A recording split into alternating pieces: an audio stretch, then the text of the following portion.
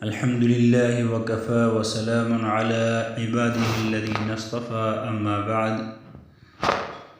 قال النبي صلى الله عليه وسلم: زكاة الفطر طهرة للصائم من اللغو والرفث وطعمة للمساكين.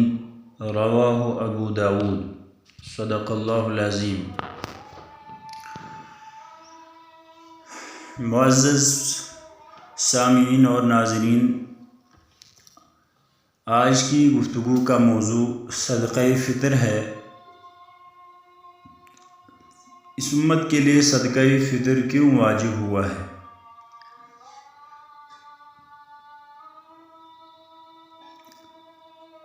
اس امت کے لیے اللہ کے رسول صلی اللہ علیہ وسلم نے صدقہ فطر کو واجب قرار دیا ہے اور فرمایا کہ یہ صدقہ فطر جو ہے غریبوں کو اس دن غنی کیا کرو. صدقہ فطر دے کر غریبوں کو اس دن غنی کیا کرو، یعنی ان کے ساتھ مالی معاونت کیا کرو. صدقہ فطر کی ادائیگی کا جو شرعاً حکم ہے وہ صرف شرعی طور پر نہیں بلکہ اگر ہم دیکھیں گے تو صدقہ فطر میں بے شمار دنیا اور آخرت کے فوائد مضمر ہے. اکثر انسان سے روزے کی حالت میں بھول چوک یا کوئی خطا دانستہ طور پر یا نادانستہ طور پر سرزد ہو جاتی ہے، جس کی تلافی کا انتظام یہی صدقہ فطر کر دیتا ہے. اسی طرح فقراء و مساکین جو عید کے دن نئے جوڑے اور کپڑے تو درکنار، اس دن پیٹ بھر کے خوراک وغیرہ کا بھی جو انتظام نہیں کر سکتے ہیں، ان کے لیے اس صدقہ فطر سے خوراک وغیرہ بھی ہو جاتا ہے اور وہ بھی کسی نہ کسی درجے میں عام مسلمانوں کے ساتھ عید کی خوشیوں میں شریک ہو جاتے ہیں. اسی لیے رسول اللہ صلی اللہ علیہ وسلم نے فرمایا: زکوٰۃ الفطر طہرۃ للصائم من اللغو والرفث، کہ صدقہ فطر روزے داروں کے لیے روزے داروں کی بیکار اور بیہودہ باتوں سے پاکیزگی کا ایک ذریعہ ہے. وطعمۃ للمساکین، اور مساکین کو کھلانے یعنی مدد کی غرض سے اس کو جو ہے فرض یا واجب قرار دیا گیا ہے.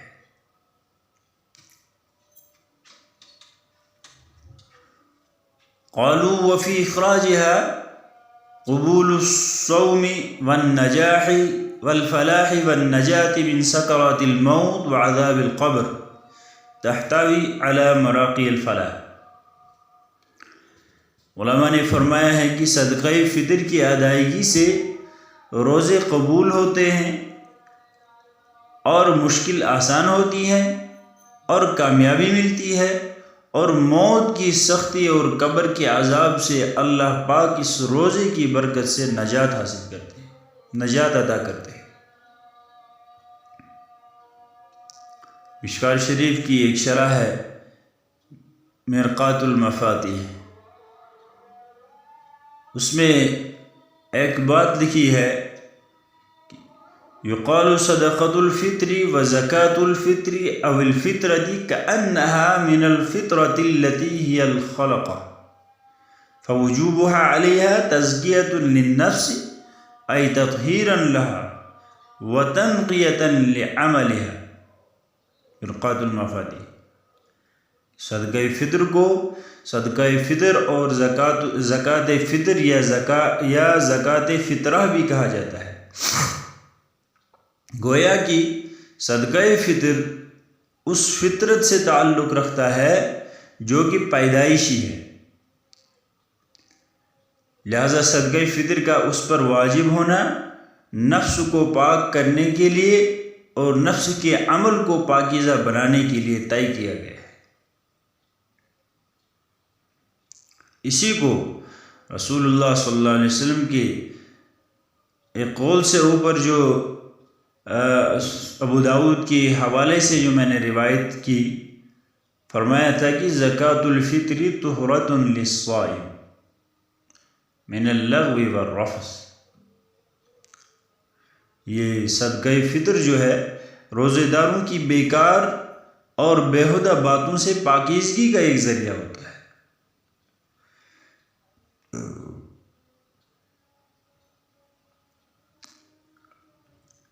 حضرت جریر رضی اللہ تعالی عنہ سے روایت ہے کہ رسول اللہ صلی اللہ علیہ وسلم نے ارشاد فرمایا، صوم شہر رمضان معلق بین السماء والارض ولا يرفع الا بزکاة الفطر۔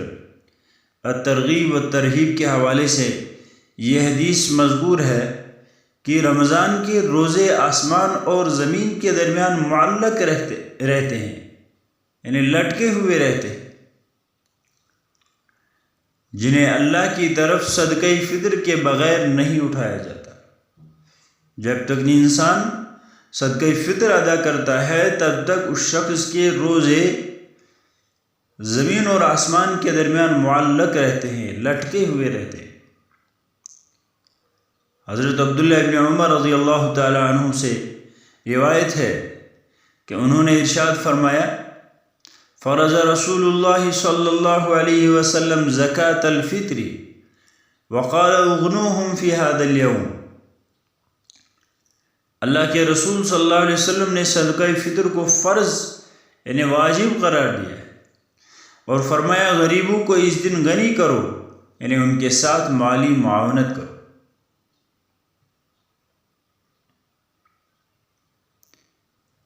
اسی لیے میرے دوستو، یہ صدقہ فطر جو ہم ادا کرتے ہیں، یہ ایک تو یہ ہے کہ اس سے روزے دار کے روزوں کی صفائی ہوتی ہے اور روزوں کی قبولیت میں یہ ہمیں معاون بنتی ہے، اور تیسری بات یہ ہے کہ یہ طعمۃ للمساکین بھی ہے، مسکینوں کو کھانے کا ایک ذریعہ بھی ہے۔ اسلام واحد ایک ایسا مذہب ہے جو ہر خوشی اور غمی میں ایک چھوٹے سے چھوٹے غریب کو بھی یاد کرتا ہے۔ آپ اندازہ کریں، چاہے یہ عید الفطر ہو یا عید الاضحیٰ ہو، ہمیں اللہ تعالیٰ نے سب سے پہلے جو ہے ان غرباء کا خیال رکھنے کا حکم دیا۔ عید الفطر ہوتی ہے تو اللہ کے رسول صلی اللہ علیہ وسلم نے فرمایا کہ نماز سے پہلے صدقہ فطر ادا کر دو۔